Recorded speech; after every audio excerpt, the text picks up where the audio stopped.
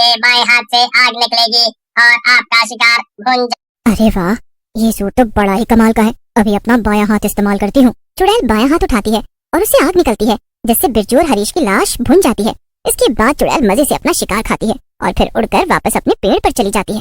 चुड़ैल तो मजे से अपने पेड़ पर लटक कर सो जाती है, लेकिन जब उधर भोलू साइंटिस्ट को होश आता है तो वो बहुत परेशान हो जाता है।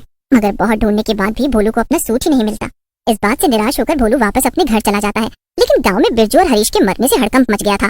सब लोग परेशान थे कि आखिर उन्हें इतनी सुबह सुबह मारा किसने। एक बच्चे टिंकू का कहना था कि उसने आयरन मैन चुड़ैल को देखा और उसी चुड़ैल ने बिरजू और हरीश को मारा।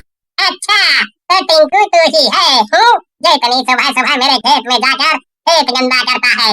अभी तुझे बताता हूँ। अरे चाचा, अभी मसला खेत का नहीं है। आप लोग मेरी बात का यकीन करिए, सच में आयरन मैन चुड़ैल गाँव में आ गई है। क्या? अगर सच में ऐसा है तो हमारा गाँव खतरे में है। अभी तो सिर्फ 2 लोगों की जान गई है, मगर पता नहीं अगला नंबर किसका हो। उधर चुड़ैल फिर से अपनी नींद से जाग गई थी और उसे फिर से भूख लगने लगी थी।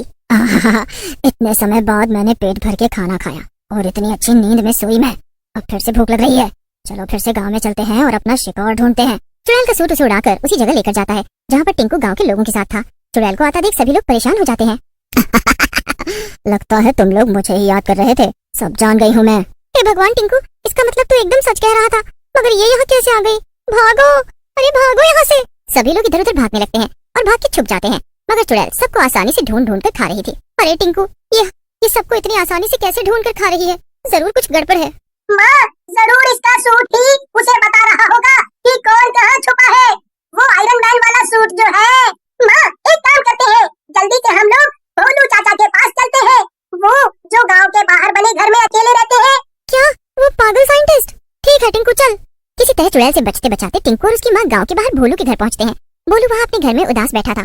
भोलू चाचा, कहाँ है आप? क्या हुआ टिंकू, तुम यहाँ, वो भी अपनी माँ के साथ? भोलू चाचा, आपको पता नहीं है शायद, पर गांव में आयरन मैन चुड़ैल ने सबको परेशान कर रखा है। पता नहीं उस चुड़ैल के पास वो लोहे का सूट कहाँ से आया, लेकिन उसकी मदद से वो कई गुना ज्यादा ताकतवर हो गई है और सबको ढूंढ ढूंढ कर मार रही है। क्या? हे भगवान, ये तो अनर्थ हो गया। इस सब का मतलब ये है कि मेरा सूट एक चुड़ैल के पास है। हाँ, मगर मैंने तो वो सूट इसलिए फेंका था क्योंकि उसमें पावर ही नहीं थी, तो अचानक से उसमें पावर कैसे आ गई?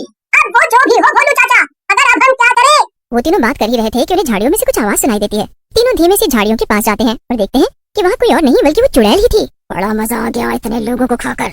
अब फिर से जरा देर आराम कर लेती हूँ, फिर उठकर दोबारा लोगों को खाऊंगी। इतना कहकर चुड़ैल पेड़ पर उल्टा लटक कर सो जाती है। अरे टिंकू, हमारा तो काम आसान हो गया। मैं तुझे कंधे पर उठा लेता हूँ और तू सूट पर जो लाल बटन है उसे दबा देना, जिससे कि सूट नीचे गिर जाएगा। फिर मैं सूट पहनकर उससे चुड़ैल को खत्म कर दूंगा। भोलू जल्दी से टिंकू को कंधे पर उठा लेता है और फिर टिंकू सूट का बटन दबा देता है, मगर इससे चुड़ैल जग जाती है और टिंकू का गला दबाने लगती है। ए बच्चे, तेरी इतनी हिम्मत, तूने ये क्या किया? लेकिन भोलू जल्दी से सूट पहनकर चुड़ैल को आग से जलाकर राख कर देता है और आयरन मैन चुड़ैल का खेल आखिरकार खत्म हो जाता है।